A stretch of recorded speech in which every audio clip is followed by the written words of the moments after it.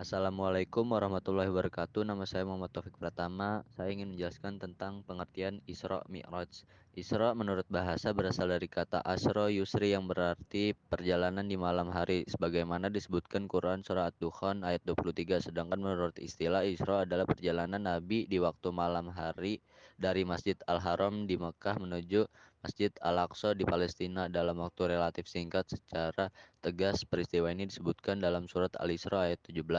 Mi'raj secara bahasa berasal dari kata aroja yang aruju berarti alat untuk naik atau tangga sebagaimana disebutkan Quran surah Al-Ma'rij ayat 3. Menurut istilah Mi'raj adalah naiknya Nabi Muhammad SAW dari Masjid Al-Aqsa ke langit sampai Sidratul Muntaha, terus sampai ke tempat yang paling tinggi untuk menerima wahyu dari Allah Subhanahu wa taala. Tentang Mi'raj, Al-Quran tidak pernah menyebutkan secara eksplisit, namun para ulama menyimpulkan bahwa An-Najm ayat 13 sampai 15 merupakan hujah bagi peristiwa Mi'raj, apalagi esensinya sama dengan hadis-hadis Mi'raj.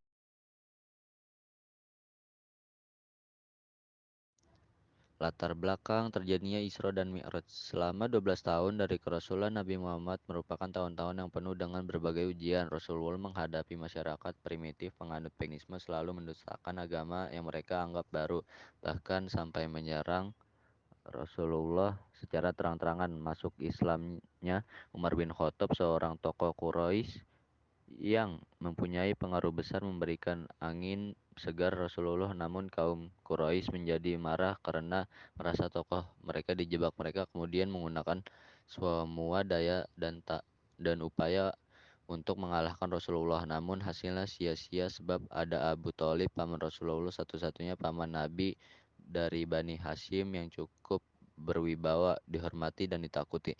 Peristiwa dan tekanan dari suku Quraisy yang bertubi-tubi merupakan tempaan tersendiri bagi kegigihan dan kesabaran Rasulullah.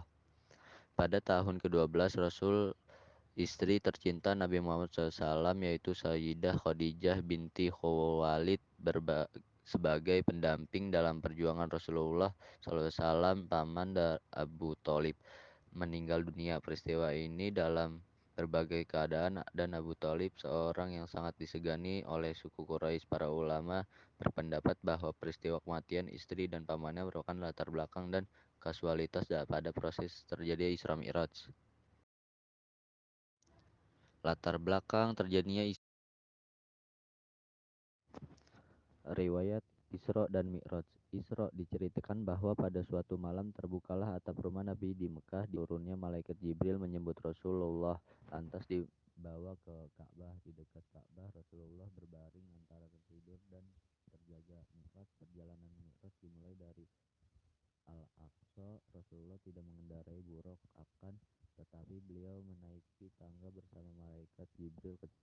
Kecepatan orang luar biasa. Disebutkan bahwa tangga tersebut satu anak tangga dari emas, anak tangga berikutnya dari perak, demikian seterusnya silih berganti. Sesampaian di langit pertama, Jibril meminta izin untuk melalui oleh penjaganya langit. Ditanya, siapakah ini? Dijawab Jibril, tanyakan juga, siapakah yang bersama engkau? Jawabnya, Muhammad. Kemudian ditanya, apakah sudah waktunya dipanggil? Jibril menjawab, ya, ia telah mendapat panggilan. Sesudah mendengar jawaban itu, penjaga langit membukakan pintu untuk Nabi dan Jibril sembari mengucapkan sambutan yang baik terhadap kedatangan Nabi. Perjalanan dilanjutkan ke langit ketujuh. Beliau bertemu dengan Nabi Ibrahim di atas langit ketujuh. Inilah Rasulullah diperlihatkan Baitul Ma'mur, sebuah rumah ibadah atau seperti Ka'bah di dunia. Para malaikat yang setiap harinya 70.000 malaikat yang memasukinya, yang apabila mereka keluar mereka tidak akan kembali lagi. Letak Baitul Ma'mur persis sejajar dengan letak Ka'bah.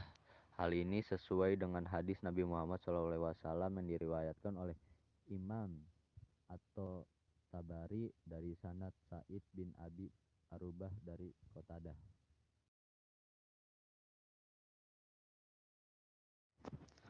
Riwayat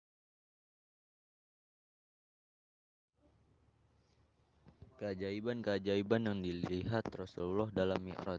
Itu malaikat Malik, penjaga neraka. Di antara keajaiban yang dilihat oleh Nabi pada malam tersebut adalah malaikat Malik, penjaga neraka Malik, tidak tersenyum kepada Rasulullah. Maka Rasulullah bertanya kepada Jibril, kenapa tidak melihatnya tersenyum kepada Nabi seperti yang lain? Jibril menjawab, Malik belum pernah tersenyum sejak diciptakan oleh Allah. Seandainya Malik tersenyum kepada seseorang, niscaya ia tersenyum padamu. 2. Al-Bait Al-Ma'mur. Di langit ketujuh Rasulullah melihat Al-Bait Al-Ma'mur yang dimuliakan bagi para malaikat penduduk langit. Al-Bait Al-Ma'mur seperti halnya Ka'bah bagi penduduk bumi. Setiap hari Al-Bait Al-Ma'mur dimasuki 70.000 malaikat yang melakukan sholat di sana. Kemudian mereka keluar dan tidak pernah kembali lagi selamanya. 3. Sidrat Al-Muntaha. Sidrat Al-Muntaha adalah pohon besar yang sangat indah sehingga tidak ada seorang pun yang mampu menyifatinya atau menjelaskan keindahannya secara detail. Dikerumuni kupu-kupu dari emas. 4. Surga terletak di atas langit ketujuh dan terpisah darinya di surga terdapat nikmat-nikmat khusus yang Allah sediakan khusus bagi orang-orang muslim yang bertakwa, yaitu nikmat-nikmat yang tidak pernah terlihat oleh mata, tidak terdengar oleh telinga, dan tidak pernah terlintas di benak manusia. Juga ada nikmat-nikmat umum yang diberikan kepada yang bertakwa dan nikmat sama-sama disarankan oleh semua penduduk surga. 5. Arsy.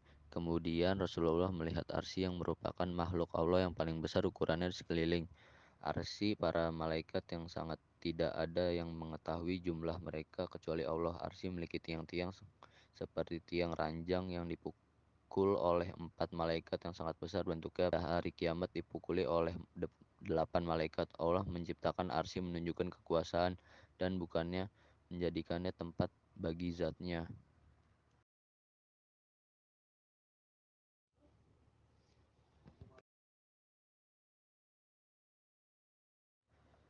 Yang terakhir, hikmah perjalanan Isra Mi'raj dan Mi'raj Nabi Sallallahu Alaihi Wasallam. 1. Pengakuan keagungan Allah.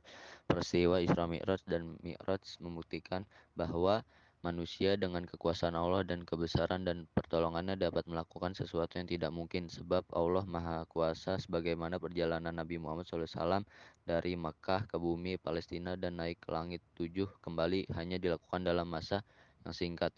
2. Penguasaan sumber daya alam, yaitu Matkis adalah tempat bumi nabi-nabi, diantaranya adalah Nabi Daud, nabi yang mempunyai kekuasaan dan mempunyai kepandaian dalam industri besi, dan juga Nabi Sulaiman, nabi yang mempunyai kekayaan dan mempunyai kepandaian dalam kondisi komunikasi atau bahasa. Sebelum Nabi Muhammad berangkat, maka hati beliau dibasuh dan diisi dengan imam ini memberikan pelajaran kepada umat manusia agar sebelum melakukan perjalanan di muka bumi, sebelum berikhtiar untuk menguasai dunia. Itu terima kasih. Hanya itu yang bisa saya sampaikan. Terima kasih. Wassalamualaikum warahmatullahi wabarakatuh.